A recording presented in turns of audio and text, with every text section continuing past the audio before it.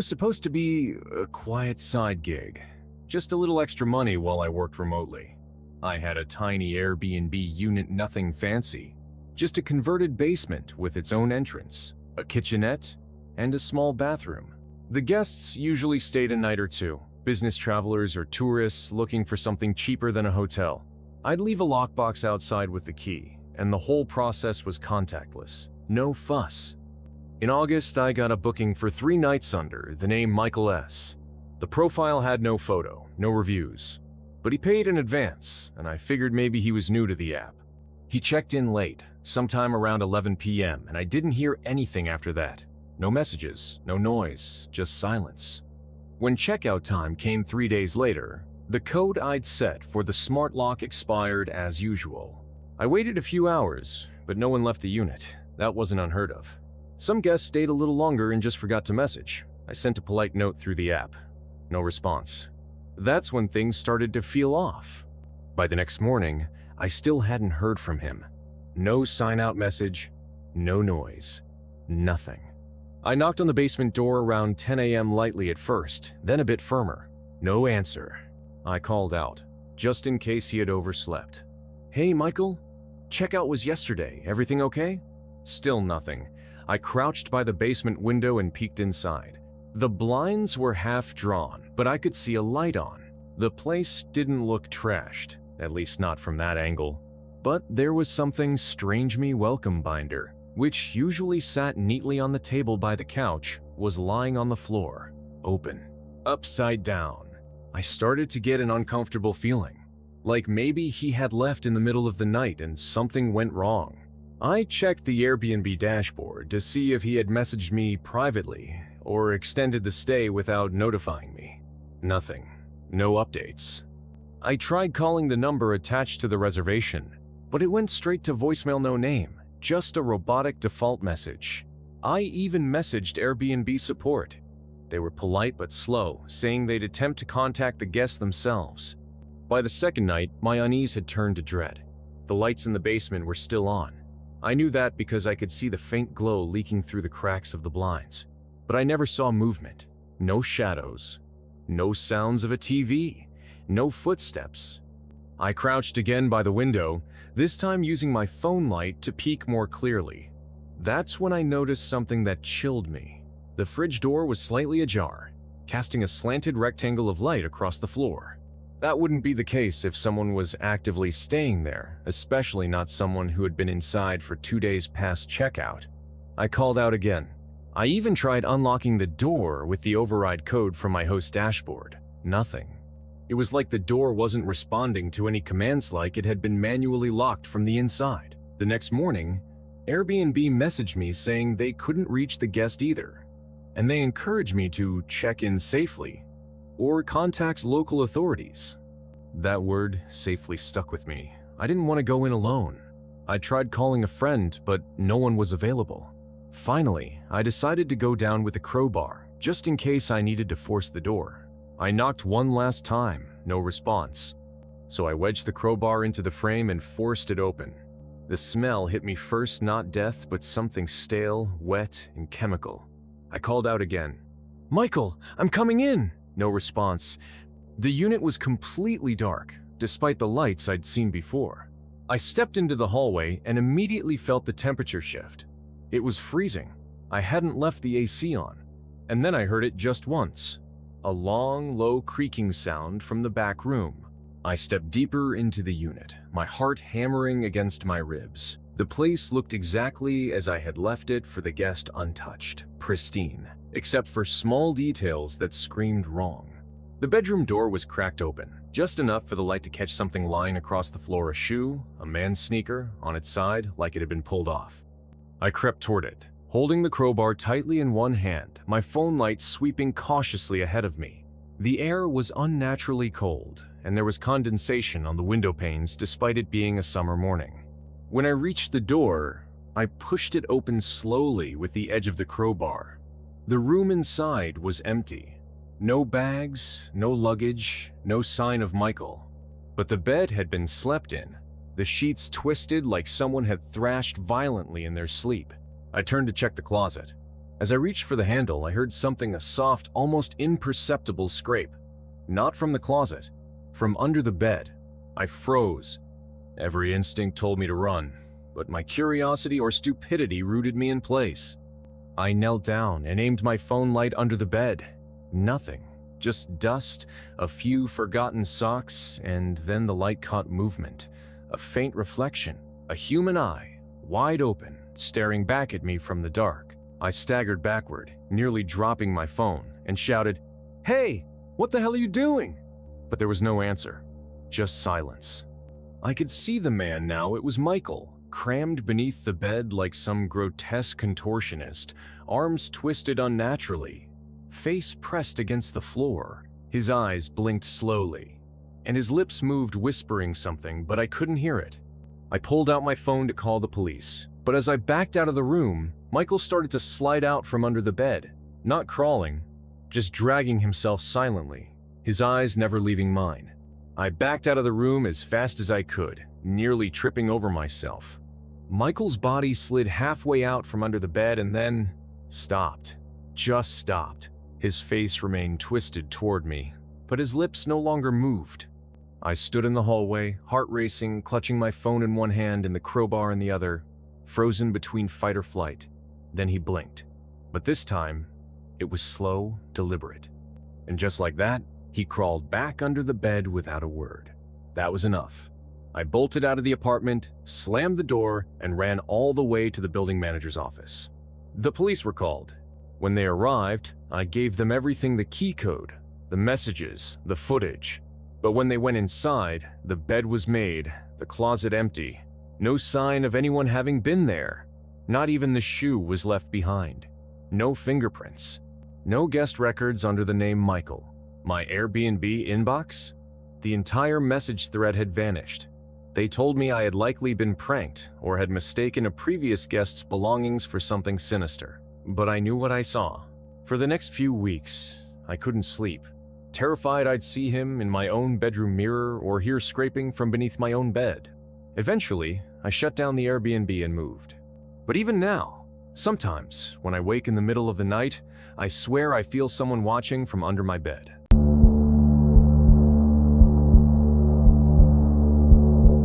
It was the off-season in a small coastal town in Oregon, the kind of place where fog rolled in every morning like a thick blanket, and the ocean wind never really stopped humming outside your window.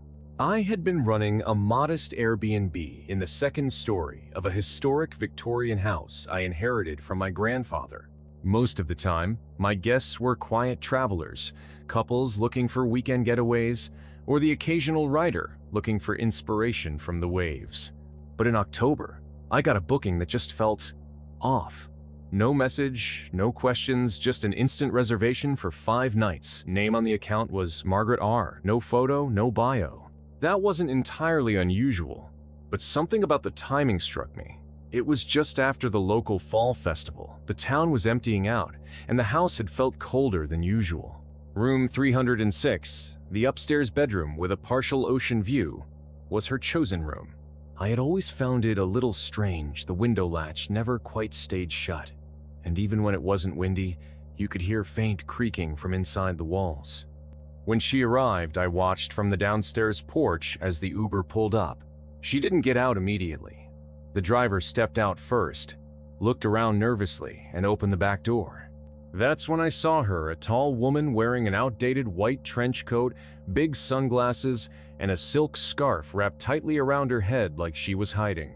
She didn't say a word to me as I greeted her, just nodded and walked straight past me, dragging an old leather suitcase behind her. It left faint scuff marks across the wooden stairs. I tried to welcome her, offer her some tea, maybe explain the quirks of the house. But she simply turned to me and said in a voice barely above a whisper, "No need, I've been here before." It had been barely 12 hours since Margaret R. checked in, and the house already felt different, heavier, colder. I lived in the downstairs suite, so I could usually tell when guests were walking around. But Margaret made no sound, not once. I didn't hear her move furniture, open drawers, turn on the shower, nothing. At some point that first night, I went up to check the shared hallway thermostat. As I passed her door, I noticed the light under the frame was a strange shade of orange, almost like candlelight. And there was a soft humming. Not a song, not words, just humming, like someone trying to remember a lullaby from decades ago. I moved on and told myself not to worry. The next morning, I noticed something deeply unsettling. The guest book on the foyer table had a page ripped out. Not torn, not messily removed, cleanly cut with a razor or blade. The number 306 was circled faintly on the next page.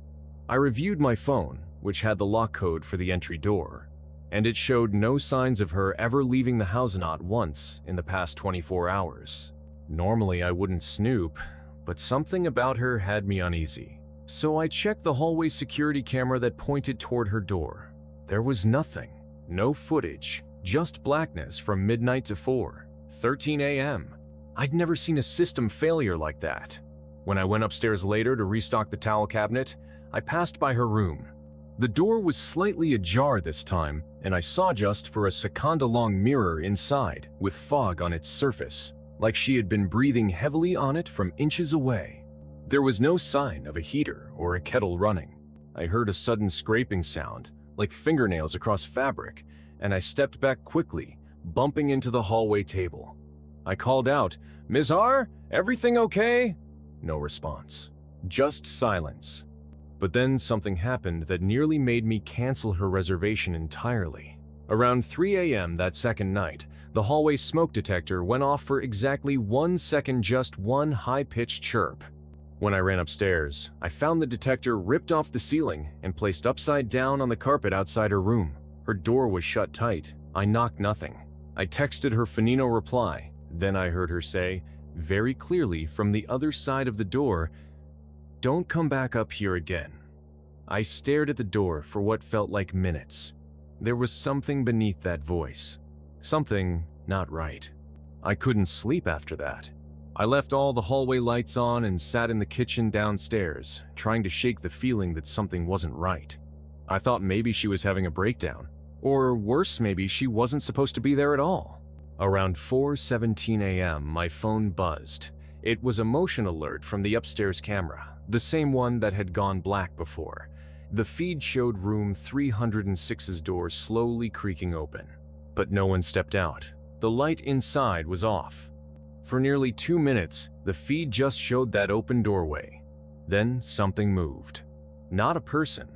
A shadow tall, like a stretched silhouette, passed in front of the doorway, but it had no form. It shimmered for a second, then disappeared. I froze. I checked the house locked, all windows shut. The hallway was dead silent. I crept upstairs, flashlight in hand, heart in my throat. When I got to the door of room 306, it was wide open. But the room was completely empty. No suitcase, no trench coat, no scarf. The mirror that had fogged up the night before was shattered on the floor. Just glass dust, no shards. On the bed was the worksheet from earlier, the same "Who's still here?" form from that strange teacher story online. Only one name was written on it now. Mine. Written in perfect red ink. Underneath, someone had scrawled a message. "You let her in." I backed out of the room and nearly fell down the stairs. As I reached the bottom, I heard footsteps above me. Not one person, several, pacing, circling. But when I looked up, the lights flickered and went out. Total silence. Then, the front door creaked open on its own. I didn't sleep the rest of the night. And in the morning, room 306 had locked itself. I don't know how. I had the only key. The booking was scheduled to last 3 nights. But after that second night, I never saw or heard from Margaret R. again. No checkout. No departure alert on the smart lock. No Uber or taxi pulled up on the exterior cameras. The app still listed her as currently checked in, but the room stayed locked from the inside. I even tried calling the number she provided. It went straight to a disconnected tone. The strangest part? Airbnb support had no record of a booking under that name. Nothing. No payment, no ID. It was as if she never existed. I hired a locksmith to open the door to room 306. When he finally cracked the lock, The room was dark and freezing cold, at least 20 degrees colder than the rest of the house. There was a strange stain on the carpet, like ash or soot, in the shape of bare feet leading from the bed to the window. The mirror was back on the wall, completely intact, but my reflection in it was delayed. It blinked after me. I sealed the room the next day, nailed the door shut, hung blackout curtains, disconnected the hallway cam. Guests kept asking why there wasn't a third-floor room available. I told them the same thing every time. That room is under renovation. But I never went back up there. Not even once. Every now and then, when I forget to mute the hallway speaker, I still hear the humming, that slow, broken lullaby. And sometimes, when I'm walking past the stairwell late at night, the smoke detector chirps just once, like a warning or a reminder that I let something in, and it never left.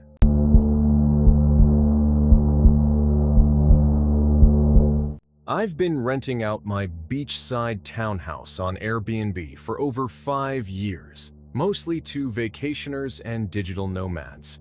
Never had issue-scrate ratings, repeat guests, no police calls. That is, until last summer, when a guest booked the house under the name Shay Dawson. A week-long stay, paid in full, no questions asked. They checked in on July 20. I remember because it was the day before a huge heat wave hit, and I messaged Shay to remind them about the portable AC in the master bedroom. They never replied. No big deal, I figured they were just enjoying the beach.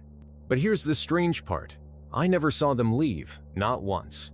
I have security cameras on the front and back doors, motion sensors, even a Ring doorbell. I checked all of it.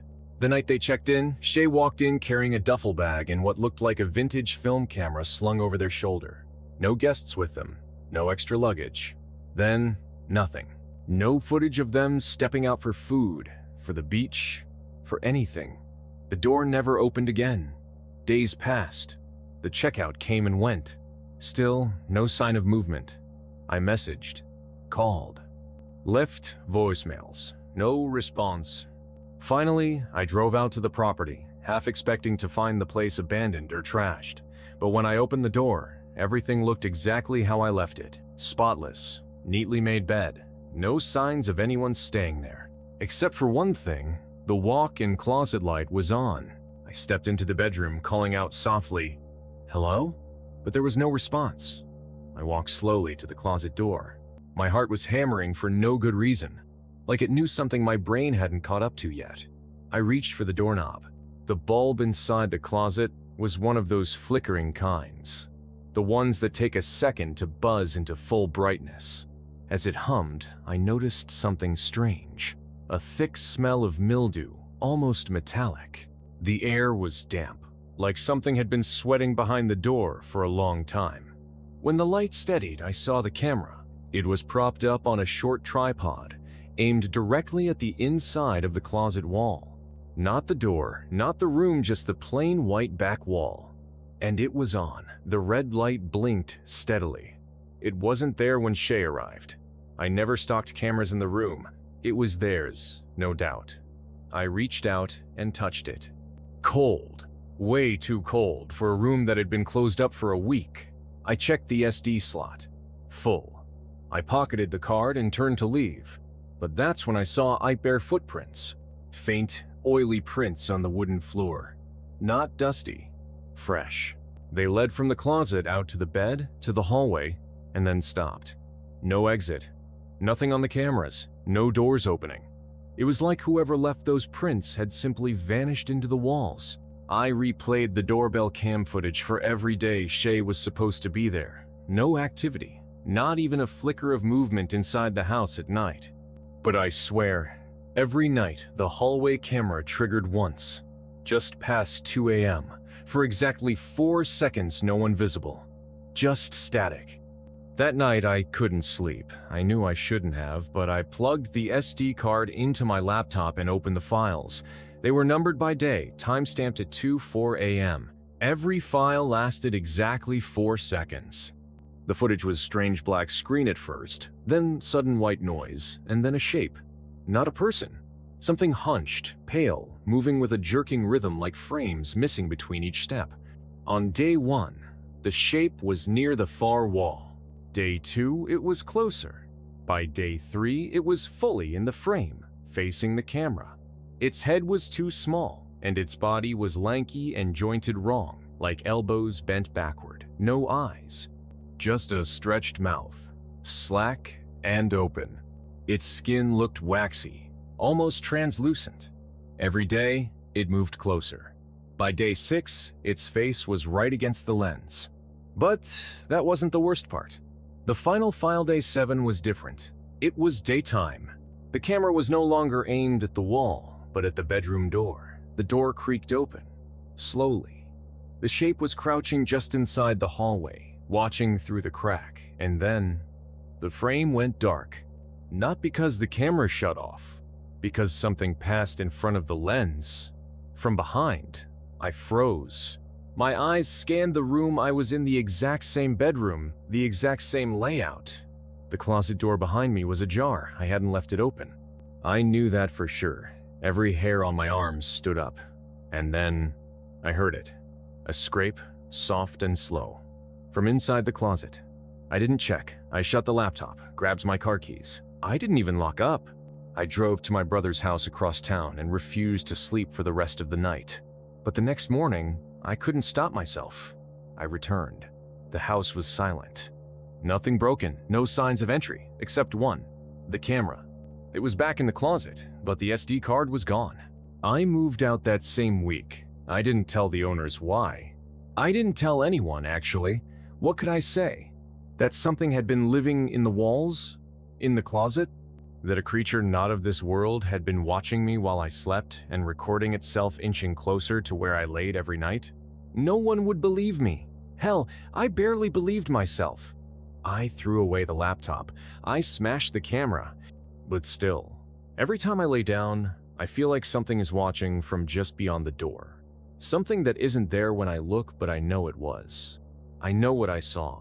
And sometimes when the wind blows a certain way, I swear I hear it, the faint hum of static, the sound of a shutter click, and worse me name, whispered like a question, I don't rent Airbnbs anymore. I don't trust closets. And I never sleep without checking every corner of the room 3 times. Once for the shadows, once for what's hiding in them, and once, just in case it's already out,